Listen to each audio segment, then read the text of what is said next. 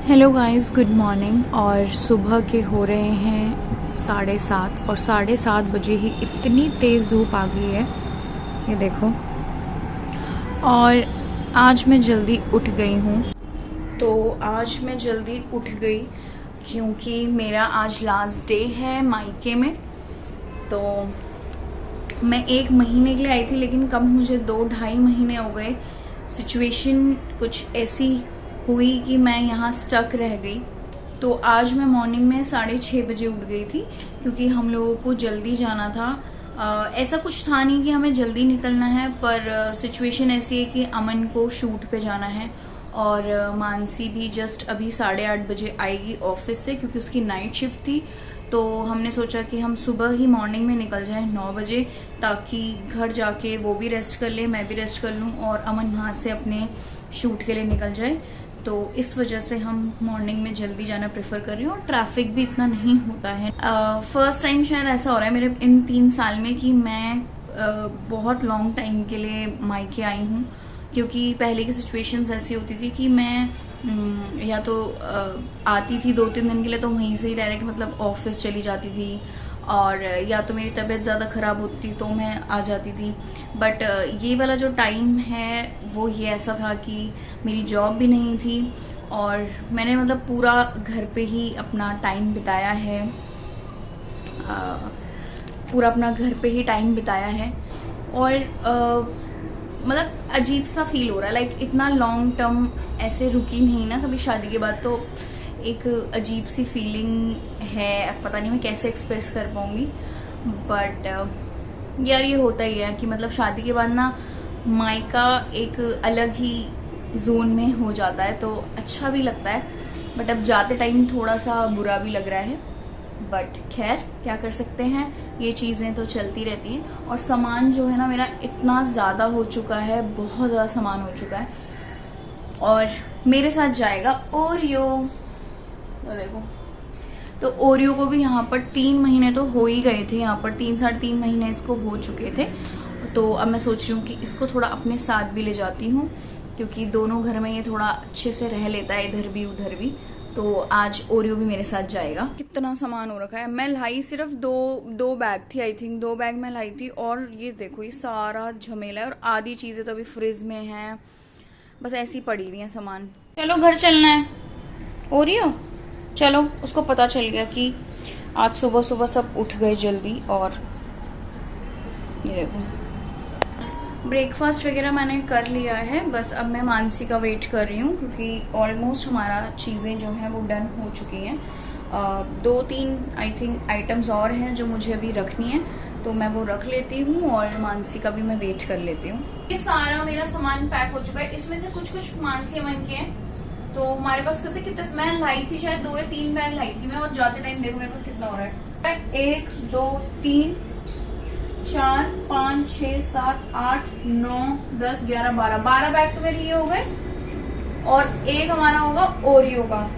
तो ये जो सारा बैग है ना, ऐसा लग रहा है कि पता नहीं मैं कोई बाहर देश जा रही हूँ, मतलब इतना सामान हो गया। बट हाँ, इसमें से कुछ मानसी का, जैसे वो मानसी का क्योंकि वो ऑफिस का काम करेगी, अमन का भी पूरा ये ऑफिस वाला सामान है। बस मेरे 1 2 3 4 5 6 7 8 9 बैग मेरे पर्सनल हो चुके हैं और बाकी लोगों के हैं। तो अब इनको पहले नीचे ले जाओ, फिर उसके बाद वहां पर भी 4th फ्लोर है, तो देखते हैं हम कैसे मैनेज करते हैं।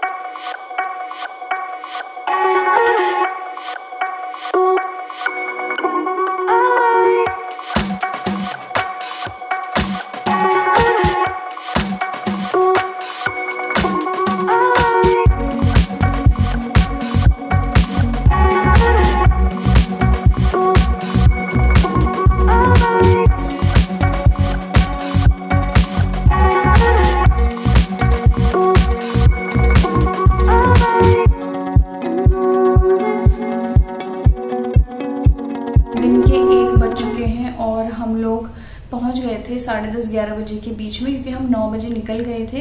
तो हमने थोड़ा बहुत काम वाम कर लिया है और सामान रह रहा है बस थोड़ा सेट करने के लिए, साफ सफाई हल्की फुल्की कर ली है। तो आप लोगों से मैं एक चीज़ शेयर करने वाली हूँ।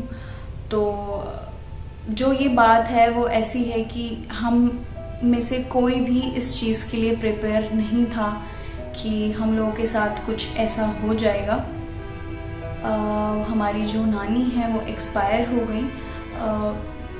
मतलब वो इनकी नानी है और मेरी नानी सास लगेंगी, तो ये एकदम से अचानक से हो गया। तो हम लोगों के लिए बहुत शॉकिंग था ये सब कि वो अब हमारे बीच में नहीं है, क्योंकि वो बहुत हेल्दी थी, उनकी कोई तबीयत भी नहीं ख़राब थी और ये एकदम से अचानक से उनको हार्ट अटैक आया और को जब तक हॉस्पिटल ले गए तो उसी बीच में वो एक्सपायर हो गई। और हम लोग ना इस चीज़ को अभी तक मतलब अडॉप्ट नहीं कर पा रहे हैं कि ऐसा हो गया है, क्योंकि हम रिसेंटली उनसे अप्रैल मई में मिले थे जब दिव्या की सगाई थी और फ़ोन पे बातें होती हैं और हम मतलब एकदम से ये चीज़ें होना ना, वो हम में से कोई भी इस चीज़ को एडजस्ट नहीं कर पा रहा है, कोई भी इस चीज़ को मतलब मान नहीं पा रहा है कि ऐसा हो गया है। और मैं ऐसी हूँ कि मैं सबके साथ बहुत ज़्यादा मस्ती करती हूँ, अपनी नानी दादी से लेके सबके साथ। तो उनके साथ भी मैंने बहुत मस्तियाँ की हुई हैं और उनको मैं छेड़ती थी, नाना जी को मैं इतना परेशान करती थी, छेड़ती थी। और एकदम से वो चीज़ होना ना, और 2-3 दिन से ना एकदम माइंड बहुत ज़्यादा अपसेट सा हो रखा है। और क्योंकि आप लोग हमेशा ये कहते हो कि आप व्लॉग्स बनाते हो, बहुत लोगों के ऐसे आए हैं कि तू कितनी खुश है, लाइक तुम्हारी फैमिलीज़ कितनी अच्छी हैं। एक्चुअली क्या होता है ना कि हम लोग वो चीज़ नहीं बताते हैं कि हम किस चीज़ से गो थ्रू कर रहे हैं। हर चीज़ हर दिन सेम नहीं होता है, हम सिर्फ अच्छी मोमेंट शेयर करते हैं आप लोगों के साथ। लेकिन ये बताना इसलिए भी ज़रूरी था क्योंकि बहुत लोगों को लगता है कि लाइफ बहुत स्मूथ चलती है, ऐसा नहीं है। हमारा तो कुछ ज़्यादा ही अप एंड डाउन चल रहा है, लाइक हम साथ नहीं हैं, सब उथल पुथल है, सब अलग अलग हैं। तो नानी जहाँ कहीं पे भी हों, आप अच्छे से रहना और हमें ब्लेस करते रहना, हम पे अपना आशीर्वाद जो है वो हमेशा बनाए रखना। And we all love you, we all miss you. और इस चीज़ को शायद हमें समझने में या इस चीज़ को हील करने में हमें टाइम लगेगा। सो बस ये इन्फॉर्मेशन देनी थी कि ऐसा हम लोगों के साथ हो गया है। तो ये जो व्लॉग है वो मैं यहीं एंड कर रही हूँ क्योंकि मेरा सीरियसली आगे कंटिन्यू करने का मन नहीं है व्लॉग। बट आपको ना टाइम टू टाइम मेरे व्लॉग्स आ जाएंगे, क्योंकि मैं जब अपने घर थी तो वहाँ पर मैंने बहुत सारे वीडियोस बना के रखे हुए थे। तो अमन जो है वो खुद ही एडिट करता है और खुद ही मेरे यूट्यूब से पोस्ट आपको टाइम से टाइम दे देगा, तो आपको वीडियोस टाइम टू टाइम मिलेंगी। सो बस ये एक इन्फॉर्मेशन देनी थी। तो बाय गाइज, मिलते हैं आपको नेक्स्ट वीडियो नेक्स्ट व्लॉग।